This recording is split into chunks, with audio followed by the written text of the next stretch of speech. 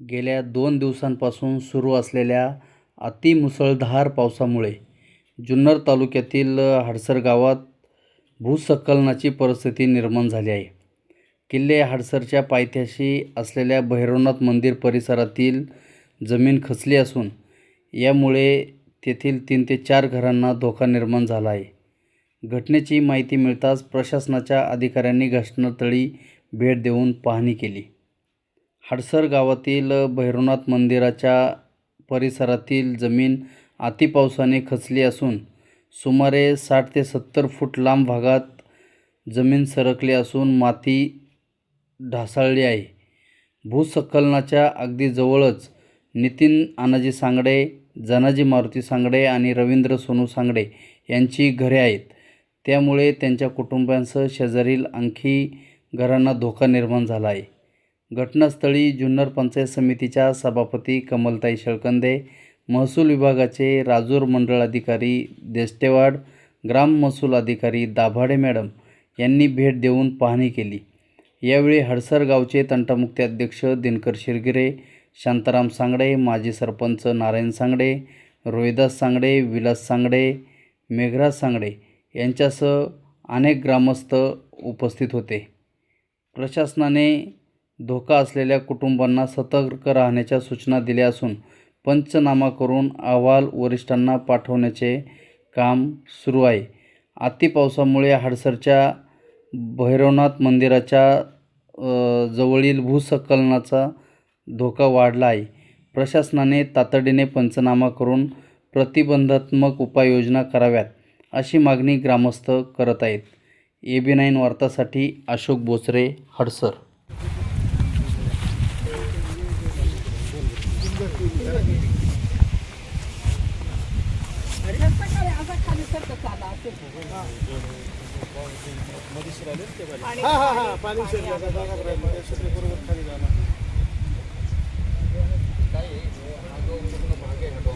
पूर्णपणे जास्त करून माती आहे, पूर्णपणे जास्त माती असं काही खडकाळ वगैरे नाही. आणि इथे वरती पाणी त्यामुळे ते काय होत नव्हतं. पण जलजीवन झालं ना गेल्या वर्षी, लाईन गेली, ती लाईन व्यवस्थित गाठली नाही. पण त्याची पाणी जास्त घेतलं का ते पाहिलं ना. आता ते गटारा टाईप झाली लाईन, पण काही गटार काढले असं झालं. पाणी डायरेक्ट इथं निघाले. ते पाणी डायरेक्ट तिथं बाथरूमच्या मागे निघत होतं. नाही असं तुमचं उबड निघाले कसं अवस्था काय तुला अवस्था बघितली अशी तर काय म्हणलं बांध इथं होता त्यांचा. हा काही झाड सरकली खाली सरक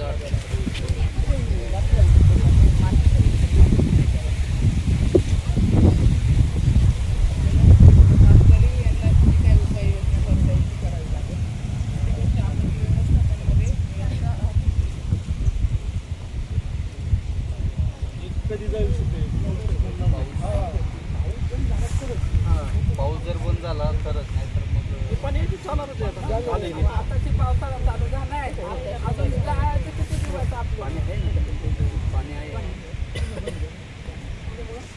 आताच्या नवीन स्पॉटमध्ये ना आपल्याला ना आपत्ती व्यवस्थापनामध्ये जे आता नवीन ज्या भिंतीची कामं झाली त्याच्यामध्ये संरक्षण भिंतीमध्ये हडसर हे गाव पकडावं लागेल. आणि त्याचं मोजमीटर घेऊन आपण त्याचं पुढचं प्रयोजन केलं पाहिजे. आता नवीनचा प्रस्ताव करू.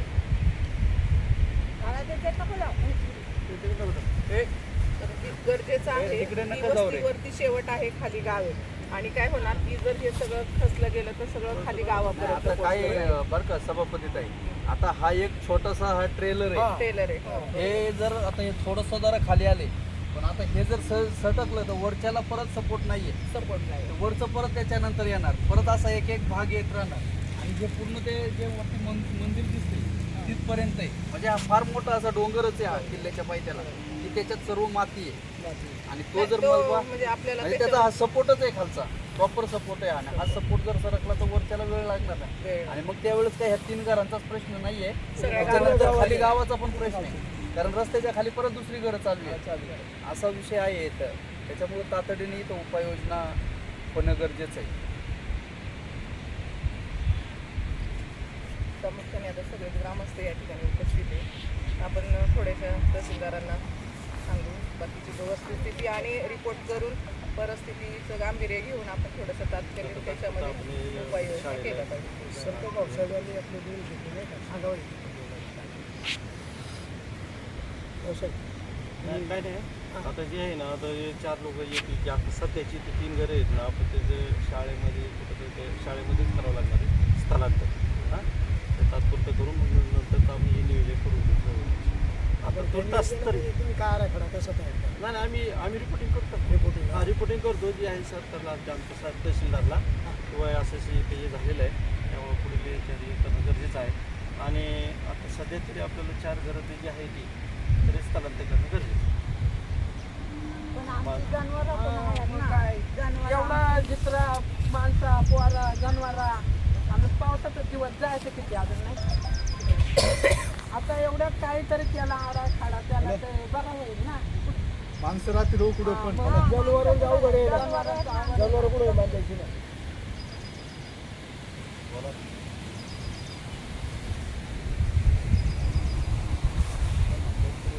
तात्कालीन आपल्याला काय ज्या उपाययोजना करता येतील त्यानुसार तात्पुरती होते. काहीतरी नियोजन केलं पाहिजे. तात्कालिक काय उपाययोजना करता येतील गणेश आता त्यांची जनावरांची अडचणी माणसाची अडचणी दुर्घटना घडली नाही पाहिजे. प्रामुख्याने आपल्याला त्याच्यातनं काहीतरी बचाव करून त्यांना काय आपल्याला जी मदत करता येईल ती केली पाहिजे.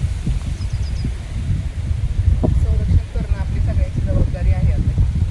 तर आपलं कर्तव्यच आहे ते तर आता लागणार ते आपण करूया आपण आता निवारा न बघणं गरजेचं आहे आपल्याला. लईच वाटलं काही की बाबा जास्त पाऊस येतो हे अजून सरकायला लागलंय तर काहीतरी उपाययोजना करून पुढं गावात पुढं जर राहण्याची सोय असेल तर थोडंसं तिथं तुम्ही इथून स्थलांतर व्हावी तात्पुरतं. जनावरांचा प्रश्न तुम्ही पण काळजी न करा लक्ष दे. सभापती मॅडम विषय असा आहे की समजा हे घरांचं स्थलांतर करता येईल परंतु त्याच्या आधी काही व्हायच्या आधी शासनाने काय तातडीनं पावलं उचलता येईल.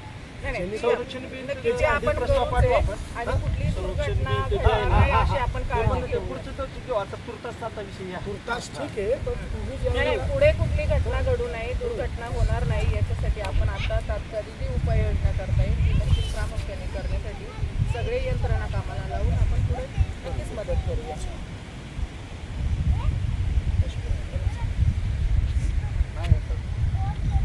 म्हणून कसं आहे आता माणसांचं याला ते बघ- हां ते बरोबर हा, थोडंसं आपण नाही नाही ते करावं लागेल बाकीचं आहे ना, लईच वाटलं ना की परिस्थिती अजून हलाक्यात हा, बाहेर हलाक्यात जाते बाहेर. हे खाली सरकते आपल्याला तात्कालीन आपलं तिथं काही काय तसं येत आहे ह्या एक परिस्थिती.